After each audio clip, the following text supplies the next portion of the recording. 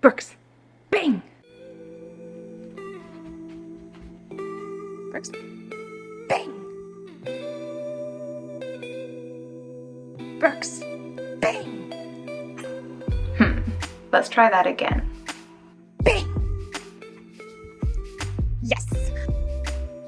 Play dead is a fun trick that you can teach to your dog in just a few sessions. I'm going to show you step by step how I taught Brooks to play dead.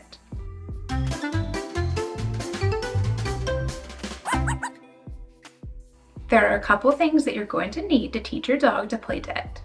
First, start in a fairly distraction-free room so that your dog can focus. Next, it's very helpful if your dog already knows how to sit and lie down. I'm going to link tutorials for both in the caption. You'll also need a loaded marker word. You'll notice that I say yes when Brooks does it correctly. Yes. And finally, you'll need a bunch of tiny, high-value dog treats.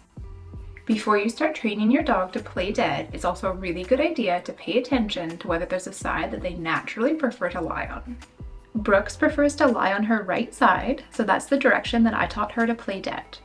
Step 1 is luring into that play dead position. Kneel or sit in front of your dog and ask them to sit, then lie down. I like to reward them for doing so. Next, bring a treat close to your dog's nose so that they want to follow it, and then extend the treat towards their shoulder and then move it out to the side away from them. As their nose or their mouth tries to follow it, they should tip over into that play dead position. I mark yes, and I give Brooks the treat in that final position with her head on the ground to reinforce her for completing it. As you can see, I don't add a verbal cue or a hand signal to the training until the dog is easily and quickly following that treat lure. I like to make sure that the dog is solid on the action before I name it so that the cue remains much more clear to the dog.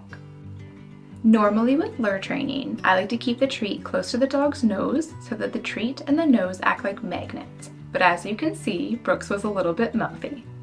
She was actually really soft in taking the treats, so I didn't bother addressing her mouthiness during this trick, but let me know in the comments if that's a video that you would like me to make.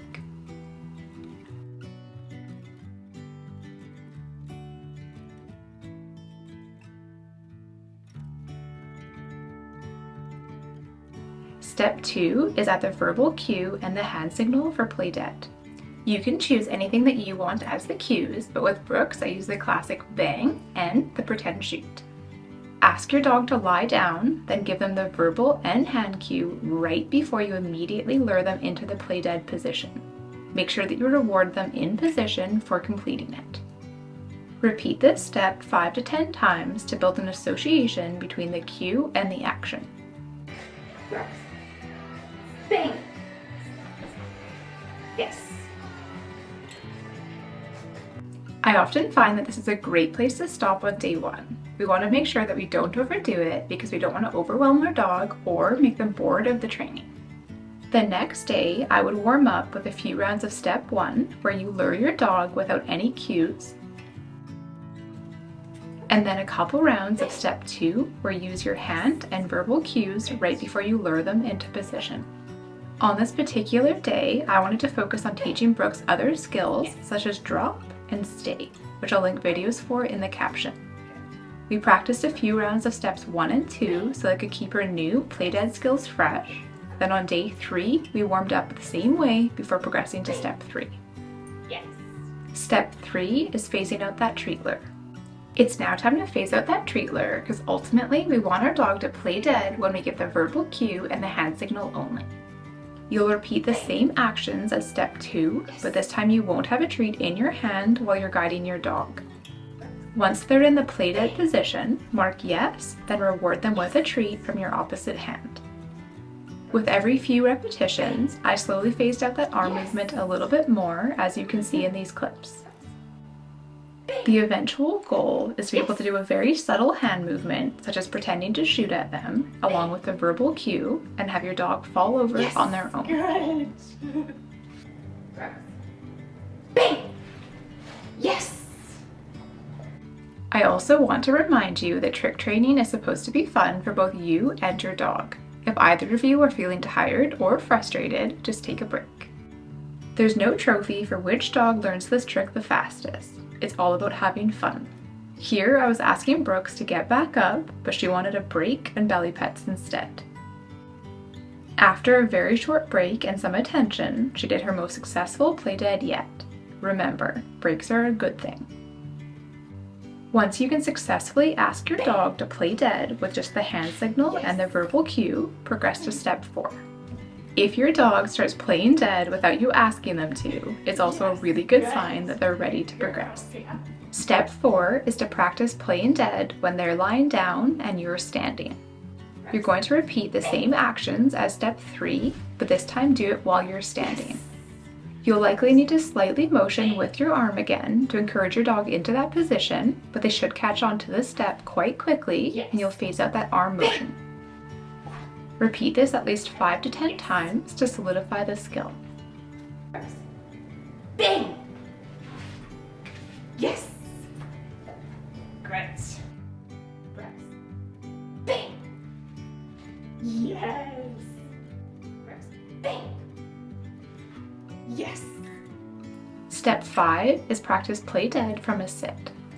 This time, rather than playing dead when they're lying down, we want them to do it when they're sitting.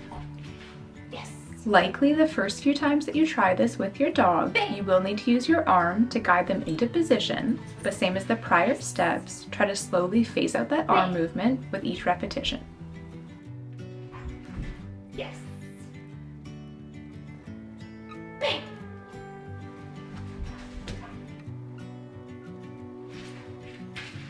Yes! Press. Bang! Yes! And head down. Yes. Press. Bang! Yes! Good. Ready? Bang! Yes! Good. Once your dog can play dead with the hand signal and the verbal cue from a sit, start working on speed. Yes! Bang! Yes! Good. I only filmed play dead with Brooks for 3 days, but if you want to progress this trick, these are my next suggestions. First, repeat the same steps to teach play dead from standing rather than sitting. Yes.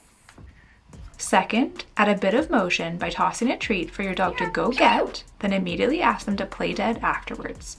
Mira! Pew pew! Yes! And third, move farther away from your dog and start asking them to play dead while they're approaching Mira, you. come here! Pew pew! Yes! Mira, come here!